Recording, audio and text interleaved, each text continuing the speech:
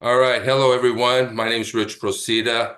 Welcome to the dating meetups and the nonpartisan Red Pill Men's Group. We're going to be talking about the friendship and dating today. And what we're doing is we're going over a book called The Rational Male by Rollo Tomassi. And then we're going to open it up for discussion. What I'm going to do is I'm going to put the book up on the screen. We're going to go through it, and then I'm going to open it up for discussion. And I'd like, if you can, turn on your cameras when you're discussing it so that we can talk and see you. Right now, it is being on Facebook, live on Facebook. It's going to be recorded. It's going to be broken up into sections and then published. So if you don't feel comfortable with your camera on, that's okay. And if you want to register for these groups, we do it monthly. The URL code is tinyurl.com/redpillmen. And that would you're allowed to sign up for all our meetings as we go through this book very slowly and have these discussions. It's a huge issue here, particularly in regards to sex. That's why men have to pay and only very few women. But and the strippers, they pay those guys. So, but the we haven't talked about friends with benefits either, which is another concept of friendship, dating compact of some sort, you know. So this idea of friendship and dating and what it means to actually have a relationship. Does a relationship have to be exclusive and committed for it to be a relationship? And the way we talk about friends with benefits as somehow not a real relationship, or that we have that lovers are not in a relationships, they're not really in a relationship unless they're headed towards a committed relationship. But my view is that all of these are types of relationships, and that even the friends with benefits relationships can be long term. I mean, long term, 30, 40, 50 years. You can go for a long time. So that's another topic if we stay focused on the idea of friendship versus dating and romance. These are two, in my mind, two different types of relationships that are not entirely compatible.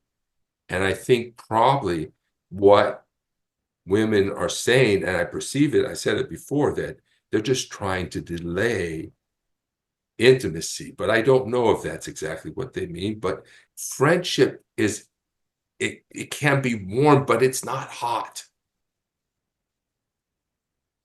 And so and I think that's the sort of the idea that I'm trying to get out.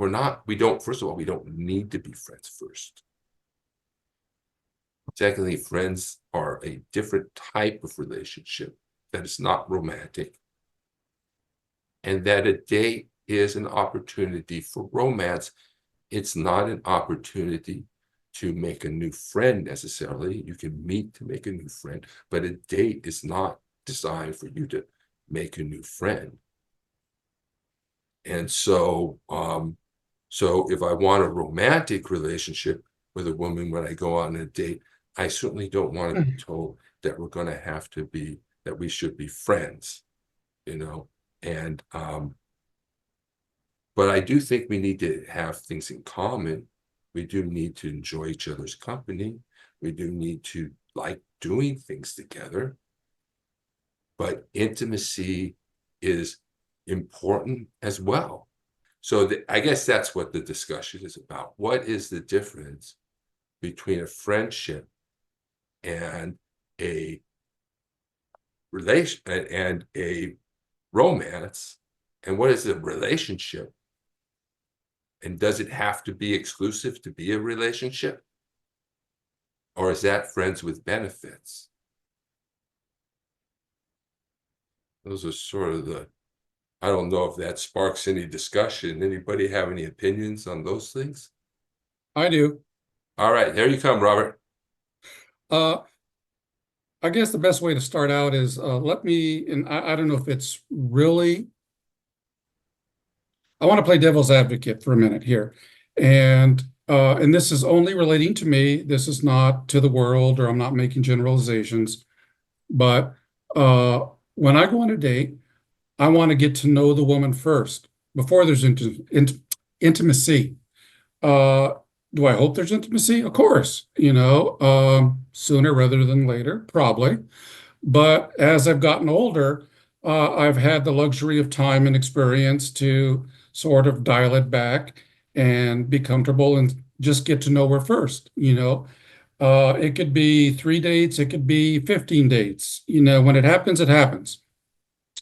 But I want her to be my friend first. Now, the difference or the distinction I would hope to make is I want her to be my friend that ultimately leads to romantic intimacy later. But I don't want to jump into bed with her immediately. I want to actually take her on a few dates, talk, get to know her, find out who the real person is that I'm going to get intimate with, maybe, hopefully. If not, that's life.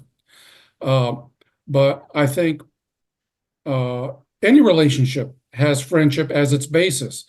Any intimate relationship, any romantic relationship that doesn't have friendship as a basis is going to die. It's dead right there to begin with. So I think you need to keep friendship as a key component. But if that's the sum total of what she wants is just friends, that's it, stop, period, then yeah, like I said before, say thank you, but I want something different and find another girl. But to throw out friendship at wholesale, I think is a mistake because I think that's a strong foundation. Yeah, I feel that what I'm looking for in a woman is genuine burning desire. That's the glue that holds the relationship between a man and a woman together. And that friendship is great if you have friends, and being friendly and having a relationship. Like right now, I don't have, besides this group, I really don't have many male friends. So all the women that I'm with or I'm friendly with, I can call them my friends or I can call them my lovers, you know. But I think the glue that holds a relationship between a man and a woman together, the glue that holds that relationship is not friendship. It's genuine burning desire. Yeah. And that's what I'm looking for. Because oftentimes, we talk about how women will marry a man for money. And when they do that, they're not marrying him for intimacy. They're not marrying him for affection. And so what happens? They lose interest. They might have an affair. The guy has to find it someplace else. They end up in a sexless marriage.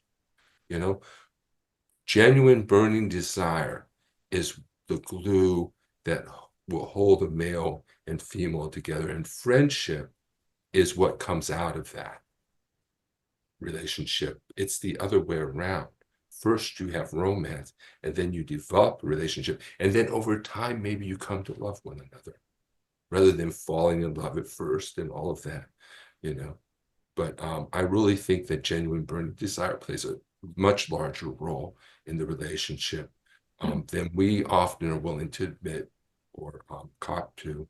And I think that friendship is part of any relationship, but it's not really a friendship. That's a part being friendly and kind and loving and caring and supportive. That's part of the romantic relationship. How's that um, burning desire going for you, Richard? How's that working out? I find what I'm finding is that the women who really, really want me are like 10 years older than me. And that the women and I'm 60, and the women in their 50s tend to still, many of them, surprisingly, you would think not, but many of them are still looking for a man to support them financially. That they have, that when a woman is younger than me, she's looking for more, still looking for the accessories. Whereas a woman who is older than me, like 10 years, while she's got it, she's adding value to her life in a different way. I think what bothers me the most about this conversation, I think it just has to be said at least once, is this generalization of women, that we seem to all fit into this box, that you guys have us all figured out. Um, I have to say, you don't. Generalizations generally are wrong. Their prejudice is based on our personal experiences. And I'll give you that. You can go ahead and have your generalizations, but I'm not buying into it. I'm not like that. And the women I know are not like any of those things you've said. And that's why I'm laughing and shaking my head, because, like I said, I'm just new back into this scene and I can't believe all the things I hear. I'd love to know if there's other women that agree with you. Yeah, that's how we are. That's the way it is. Then speak up, because I'm going to speak for the rest of them and say, I'm not like that. We're not like that. We do value relationship, and burning desire fizzles out when reality happens, and reality always happens. And if you don't have a strong relationship built on friendship and deep caring, the relationship will die and walk away, because hard things happen in life and you have to build that relationship or you're not going to make it through the tough times. Yeah, a lot of people are saying marriage kills sex, committed relationship kills sexual desire. So we get into all these complicated things. While you say sex sort of genuine desire goes away, well, yeah, that's the problem with this relationship idea, and that you're going to hold on to the friendship. Well, I hope you've developed that. I hope you develop that. But if you don't have genuine burning desire, there's no reason to be together. So, Well, burning desire comes naturally. mhm. If you have an attraction with someone, it will come naturally. You both have the same interests. You like one another's company. You do things together. Then all that comes to true love. But this burning desire is not healthy. You can have burning desire. There are people out there, but it doesn't last and it's not healthy.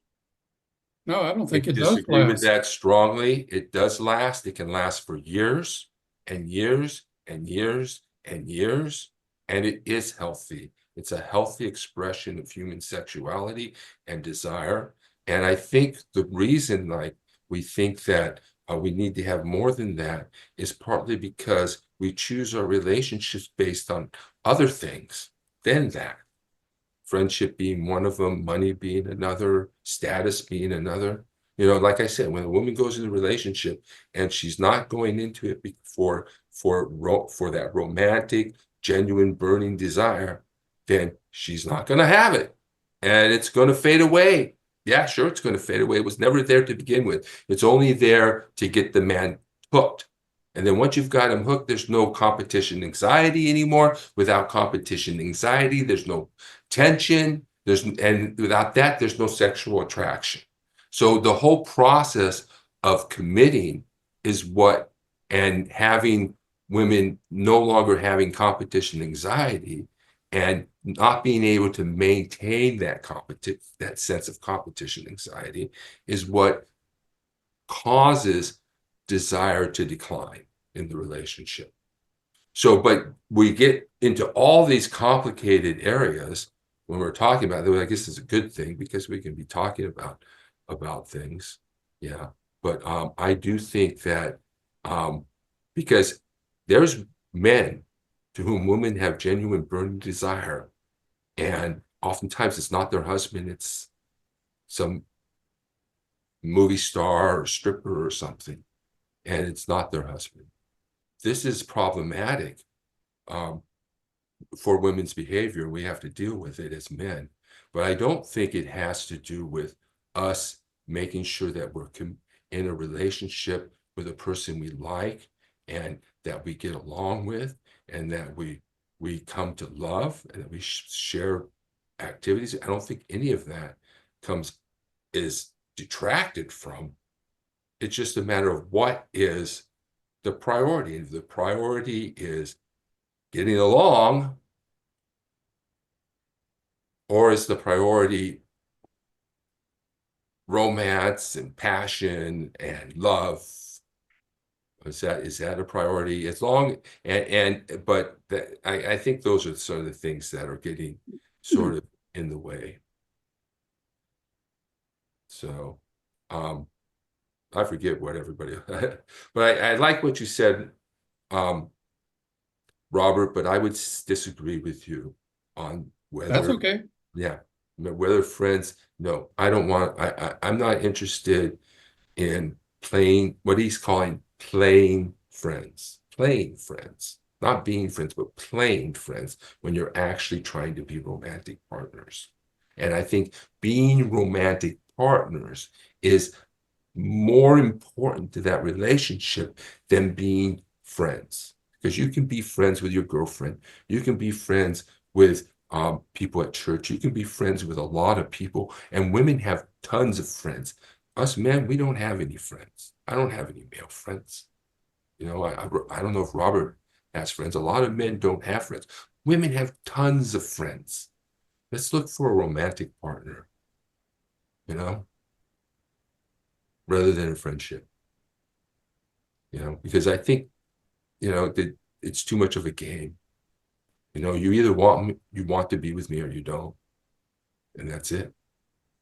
You know, you're not putting me off, testing me, playing these games, telling me I need to be friends first. What the hell's that? It's not a romance. It's not a date. You know, pay for yourself. That's what you want. You know. Well, reality is, I think, I mean, everybody has their opinions, which is great. And this is what makes the world go round, right? You have what you're looking for, and you know, that's great. You know what? I've done 15 years of psychology, and I've spent a lot of money, and it's all about health. And we're bringing up, I've got 2 boys, and honestly, I'm like, don't think about getting married. Do what you enjoy. This is you got to enjoy life, because there's a lot out there. And if you can't enjoy life and see what there is out there, that is living. I'm not saying a significant other is bad. I'm saying the partner comes second. And life is about health and healthy, teaching health towards the next generation here. And, I've learned a lot. I mean, I'm teaching guys. Yeah, well, this is how you buff this. I've had to learn a lot of things. And, we have to all teach each other, and we have to be good examples. And if we don't have a life, and when we're happy and we have a life, we attract people. We attract many people. So this is the importance. And this is my belief, what I've learned. Like I say, everyone has their own opinion of finding love. We can go to other countries and we can get love right in a bar for $40. You can do that. You could do whatever you want to do. Maybe you will find love with that. And your best friend there. It's all about perception. And when we perceive that what we want, like you say, you're attracting these 60-year-old, females perhaps, but the 50-year-olds are a little bit different, right? So like I keep saying, if you're attracting love, then we need to love ourselves first. When we love ourselves first, we attract a lot of love on the outside, and they all want you. And I was like that. I had all these men around, and I was honest to say, I'm your friend. And they were like, you know what? I would rather be your friend than not to be this person that kills everything and it doesn't work out. So, we got to just find something that we cherish within ourselves and to become a healthy person. Right. Yeah, Yeah. that's right, Joe. Can- Yeah. Can I add to that before you continue? Yeah. Who is this so I can put you up? You have your camera on? It's Ryan, but I'm going to be a lot shorter this time. Okay, go ahead, Ryan. Yeah, no, I just want to say what she was saying. I didn't agree with the first part she said. I thought I was just like, okay, it's that type of thing. But then when she went on, I agree 100%. I come from my experiences. I'm young, but I'm a rare person that I've traveled the world. My parents were super strict on morals, but not a religious background. I had a very pure background, and just had a really great upbringing. So experiencing life and becoming your own person is first. A relationship is second. I don't know how she worded it, but I was something under those lines. Those are very good points, and I think when you realize that there's very few people that are seeking a relationship and are ready / meant to have a relationship, and it really puts you into perspective of you will find love, and it's not $40 in some town. It's deeper and it comes natural. It's I forgot the word she used. I don't know. This is organic. She said. She's right though. So I just want to say I agree with that, and I gave you my comments. All right, thank you, Ryan. I wanted to address something that Donna brought up, which I forgot to address, which is, when we talk about women being all the same, quote unquote, really, women talk about men like that more than men talk about women like that. Men are the ones who are all the same. We're all just dogs. And 100%. so, yeah, that's sort of that women do that more than men do. Secondly, women have the good girl, bad girl mythology to fall back on. But what Rollo Tomassi says is there's no good girl, bad girls. There are just women who haven't been caught. So this idea that somehow I'm a good girl and you're with all these bad girls, that's not the case. What I'm looking for is a better woman, right? Obviously, there are women who are worse and women who are better. I'm looking for a better woman. But the idea that somehow we can't use statistics and data and trends and patterns and behavioralism to say, this is how women behave. This is what they do in general. Yes, there are some, and I want to tell you the biggest difference is beauty. The most beautiful women in the world are being put up in Dubai, right? So the biggest difference is youth and beauty, and between how women are willing to behave, whether they're willing to pay for a date or whether they're not. It's completely dependent upon that factor. So it's legitimate to talk about women as a group and their behavior as a group of people, acknowledging that there are individual differences between women, but there are generalizations and that can be made, and there are observations that men have observed, patterns that we've seen over and over and over again. So it's not like all of a sudden, we can't talk about women's behavior in general. Thanks for addressing that point, Richard. I was in that camp once too, where I thought all men were dogs, and I generalized.